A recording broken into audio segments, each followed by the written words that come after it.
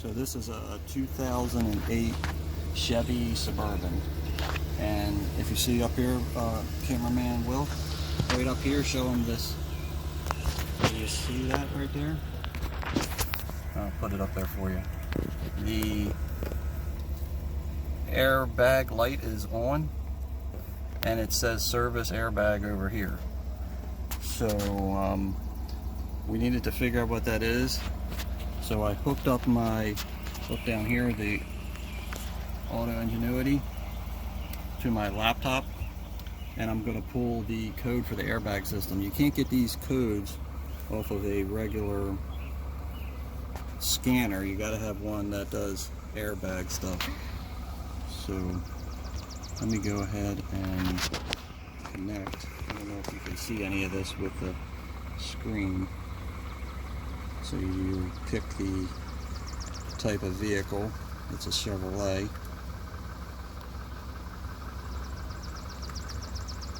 And then you can get the VIN by picking there. And then you select the model, which this is a Suburban.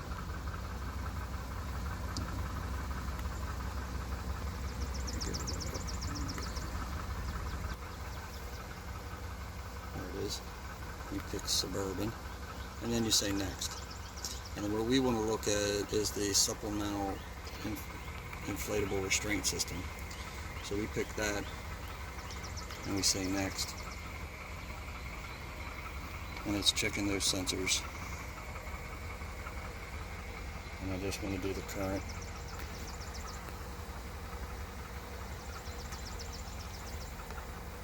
So it says that I have, and it's kind of hard to see there, it says I have a B0083 front impact sensor number 1.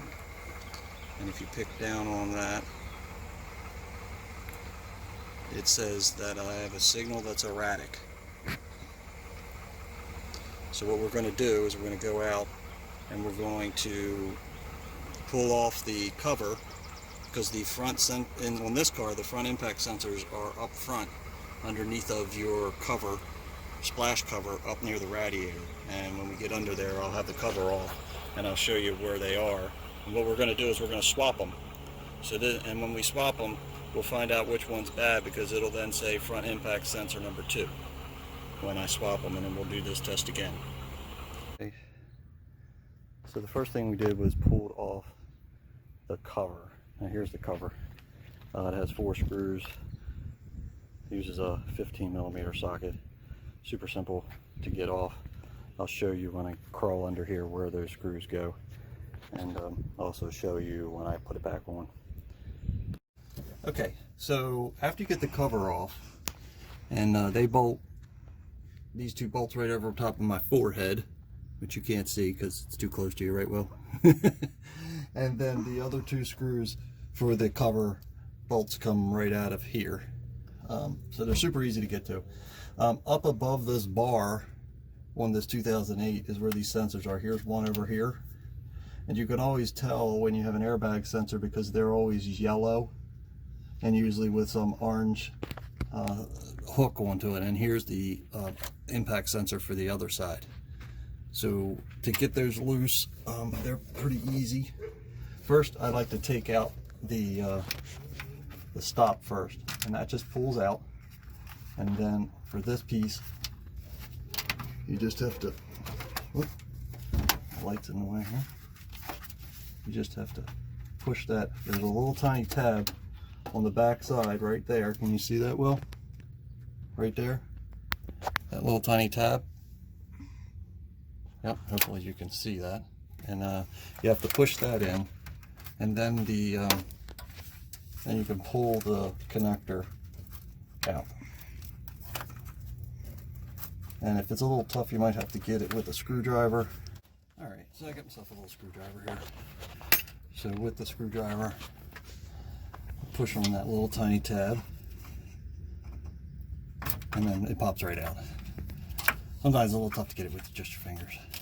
So we're going to disconnect that one, and then we're going to go over here. You can see this one closer, right, Will? Mm-hmm. And we'll pull this safety off, and then we'll reach up in here push on that tab and pop that connector off. What we're going to do is we're going to take both of these sensors off and verify that we have a sensor problem and not and this is a 10 millimeter. So I'm getting a 10 millimeter ratchet wrench. I'll take this one off.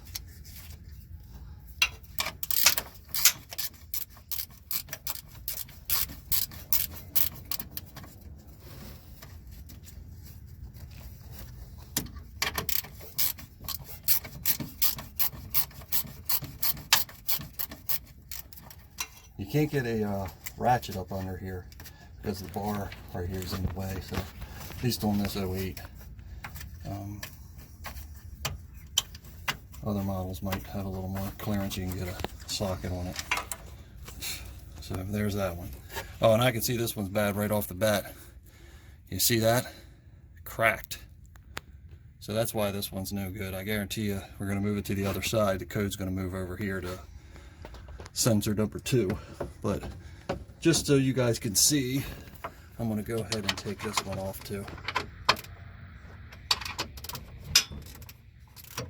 It did move, and that's how you can test yours if yours ain't obvious. That one's pretty obvious. These things are pretty expensive, brand new from the dealer. These are like they're like $280. I was able to get these off like Good Parts, GM, for $150. That's what I saw them at. So.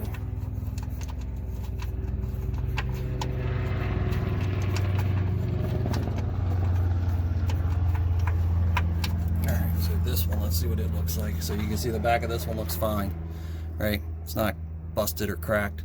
So this one's probably fine. So what we'll do is we're just going to plug this into this one, and we'll take this other one here that we think's bad. It looks bad to me, and we'll plug that into this one, and then we'll get out and check the codes.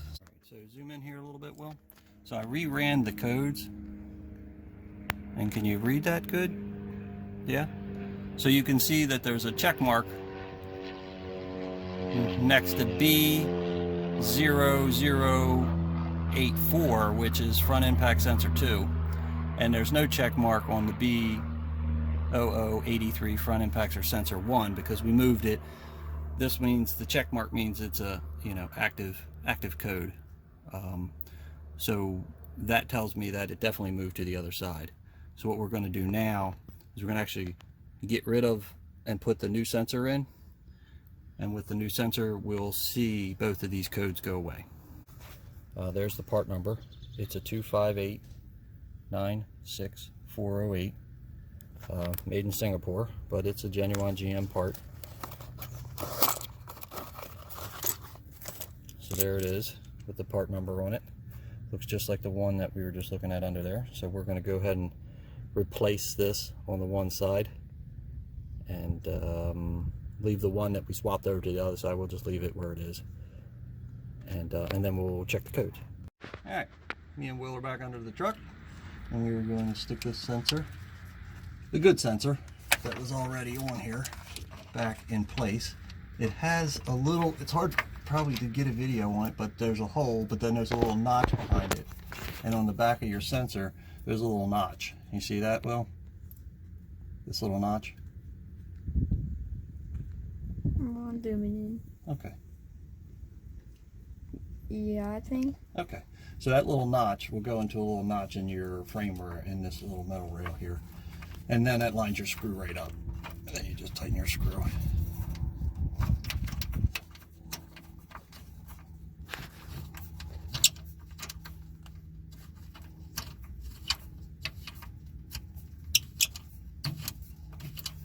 Get my ratchet.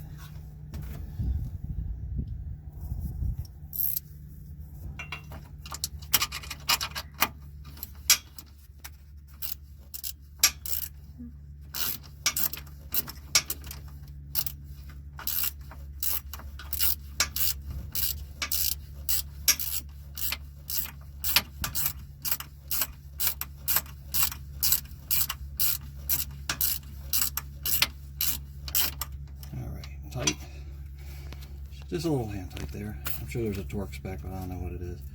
And then you just make sure you slide your safety back in there, because you don't want this to come disconnected. So now you got your safety wire on there, and you're in good shape. So now let's take the brand new one. We'll disconnect this one. Again, they make that tough to get out. All right, so I'm gonna grab a screwdriver again, because definitely couldn't get that off with my finger. So now you can see it really close. You just push that little yellow tab down. And it's a little easier to do when it's bolted up, but we're definitely not going to bolt it back up. And you push that tab in and you pull the connector off. So as you can see, this one was super bad and busted. And our brand new one, like I was talking about, has the little tab on it. And the little tab will go up inside there. So the first thing we'll do is we'll put that in place. So I don't know if you can see anything up in there with the little tab where it goes. See the little hole right there? Well, there's a little hole, and then right behind it is a threaded hole. So I'm going to put this piece in the little hole, like so, and then, oh wait a minute, there we go. Alright, so we'll thread that in. Had a little video malfunction with my good buddy Will over here, one of his little fat fingers. You got fat fingers, Will? No. Okay. Here's my ratchet. And we'll give that a little tightening.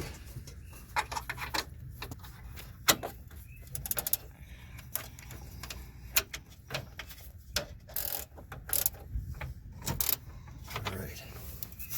And then again, we'll put in the connector. Super easy. And then we'll put the safety in, go straight down. And the safety thing just pulls right out, so shouldn't be too concerned with breaking the safety piece. Some people think there's a special latch on it, but on these there aren't, just the safety pushes in. And that's it under here. Of course, we'll have to put the cover back on that covers all this. Like again, I said, it was just 4 screws. It's pretty easy to get off. And we'll go up and delete the codes, and then we'll check and see if the code comes back. Okay, so we're going to go in here and we're going to delete the codes.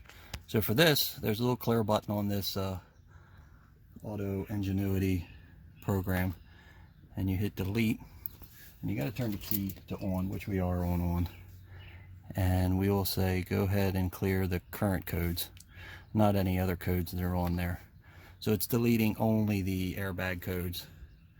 There might be some other codes that I want to look at. So right now it says no diagnostic codes referenced. So we'll go back, and what I like to do is just go ahead and disconnect, and then what I'll do is we're going to turn the key off, and then I'm going to actually start it,